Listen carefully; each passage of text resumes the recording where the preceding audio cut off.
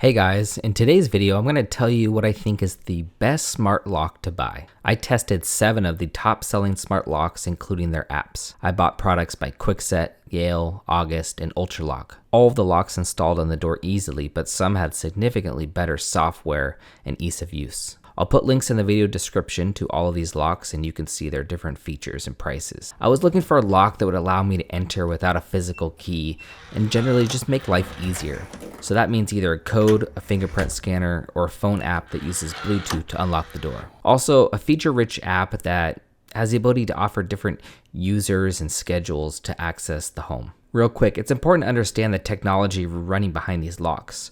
Almost all of them use low power and low range Bluetooth connection to control from your phone to the lock and adjust the settings. It's secure and encrypted, but some of them have the ability to connect over Wi-Fi too, so you can control them from anywhere in the world and outside the short Bluetooth range. But since Wi-Fi uses a lot more power than Bluetooth, that requires either a small plug-in module in your wall that will talk to the lock and your Wi-Fi connection, or a Wi-Fi module inside the lock, but that will eat up battery real quickly. More on that later. In the end, I learned there's no single lock that was perfect and performed to 100%.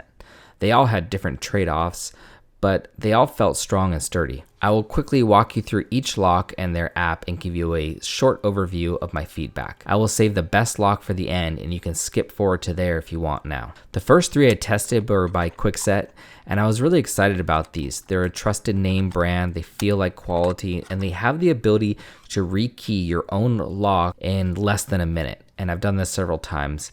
And it means that you can match up all the keys around the locks in your home extremely easily and you don't have to call a locksmith, so that will save you hundreds of dollars and some time. The first Kwikset I tested was called Premise. It works with Apple HomeKit, which means you can control it with your iPhone, your iPad, or even an Apple Watch with some limitations. I really like the minimal design and the look, and the fact that the buttons and the numbers only display when you wake it up. It uses 4 AA batteries and it's very easy to change them in a tray. But one of the biggest hangups with this door lock was that it did not have auto unlock when you arrive. So if your phone is in your pocket or purse and when you walk up to the door, it won't auto unlock like some of the other smart locks.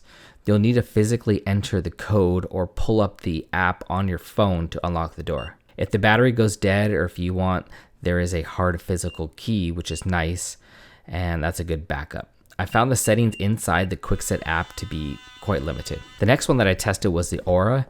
It's a Bluetooth smart lock as well, but it uses the same app and has the same battery tray design. It's almost identical to the Premise, except that it has physical number buttons, and that might show wear and tear over long periods of time, so people may be able to guess your PIN code. It also didn't have the auto unlock upon arrival. The next one I tried was the Kevo Touch Open Smart Lock. And I was excited about this one because the idea of just walking up and touching your lock to open it to authenticate using your phone, that would be pretty cool. It uses the same battery design as the last, but it felt a few years older in the construction, and I had trouble getting it to connect to the app. Eventually I gave up and I found it too difficult to pair to the phone app, and I'm sure I could have got it figured out by calling tech support, but hey, it's 2022 and who wants to spend an hour on the phone to connect your lock when I know there's other locks that are way easier, so I gave up on this one. Next up was the Yale Smart Lock, which is one of the most expensive of the group. It's selling for around $260, but it does include the Wi-Fi capability inside of it, so you can control this lock from anywhere in the world without having the add-on module plugged into your wall. I think it's really nice, classy design on the door, and the finish was excellent, but it's one of the worst battery tray designs I've ever seen. The tray does not come out, so you have to use this old-fashioned ribbon to help pull the batteries out when you change them, and it's super hard to get them in and out, and every time the last battery kept getting stuck and I had to use a screwdriver to try to get it out. It just seems like a poor design for such a nice lock. They claim the battery life's between 6 to 9 months, so in reality, this is something you're gonna have to do twice a year, and I just think it's gonna be a real pain. It connected to the app easily. It does have the auto unlock upon arrival, which is nice. It's compatible with Apple, Google, Amazon, and that's probably why it's one of the more pricier ones, because I think they have to pay the royalties to work with all the different companies. Overall, it just felt overpriced. The next one that I tried also had Wi-Fi capability, and it's the August smart lock. It works with Apple, Google, Amazon Alexa, and also Samsung SmartThings. So it has great compatibility, and the lock is a bit different in the design compared to the others because in this one, you only remove one half of your existing lock, you leave the outside lock on your door, and you replace the interior side. So this is great for renters who can't change out the entire lock or don't want to show that the lock has been messed with. It also helps to not change the aesthetic on the outside of your house. But it lacks a code to enter for guests and house cleaners, so you can't type in a number code. The people would have to have a smart app on their phone to access your house, and that's a whole nother complexity that I don't want to partake in. It's hard to get other people to install all these apps and get them connected. I was pretty excited about this one as I've heard about them before, but as I'm doing my research, I found out that because the lock has the Wi-Fi capability, which uses more power, it goes through batteries quick. And they're not standard AA batteries. These are expensive lithium batteries. The manufacturer claims they last 3 to 6 months, but people that have been testing it for a while say it's only a month and a half to 3 months. So you're going to be changing batteries often in this thing, and they're not cheap. Anyhow, installation's quick and easy. The app is good. And if you're a renter, this is a great option for you. Okay, I say the best smart lock for last. It's the Ultra Lock that has really good Amazon reviews, and I can see why. Much better than all the other locks, and it cost about $140. I tested 2 of their different designs, one of them without the fingerprint scanner and the other one with. Other than that, they're pretty much the same lock. It was the easiest of all the locks to connect and pair to the phone using Bluetooth, and installation on the door took about 10 or 15 minutes, which is really common. The U-Bolt Pro is the one with the fingerprint scanner, so it lets you open your door using up to 2 fingerprint scans per person, so you can have different fingerprints for left hand or right hand. And you can also use a numerical code to get in, or it even flips down and the front faceplate has a physical key, so that's pretty cool. You could use your smartphone with Bluetooth to also unlock it if you want to pull out your phone and do it that way.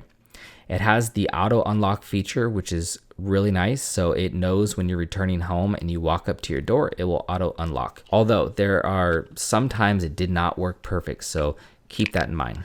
This lock uses 4 AA batteries, and according to the reviews, it has plenty of battery life. One of the best features of this lock is the customization inside the app.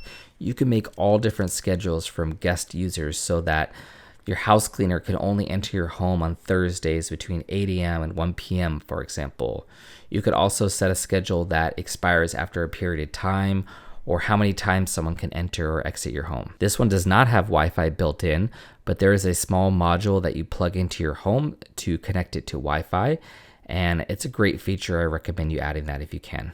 I've been using the fingerprint scanner for several different people for about a week, and no one's complained, and it's been really convenient to not have keys that you have to physically open your door. If you read the Amazon reviews, there are a handful of people that complain that the fingerprint scanner has broke for them after long periods of time, around like 18 months. So I'm not sure what that's about, but it seems that maybe they're in extreme weather or direct sunlight and it's making the fingerprint scanner go bad. I'm not really sure. Anyway, I like the look and the feel of this lock. It's heavy, it's solid, it beeps nicely when you enter the numbers, and overall, it's just been really reliable. But I'm curious if any of you guys have a smart lock on your home already. Are you happy with it? Are there any features that are missing that you would like to add? And how important is the smart home integration with Apple and Google and Alexa to you? Well, thank you for watching this video. I hope it helps some of you find a smart lock that fits your requirements. I'll put links in the description below if you want to check any of these out. And please consider subscribing to see more smart home reviews,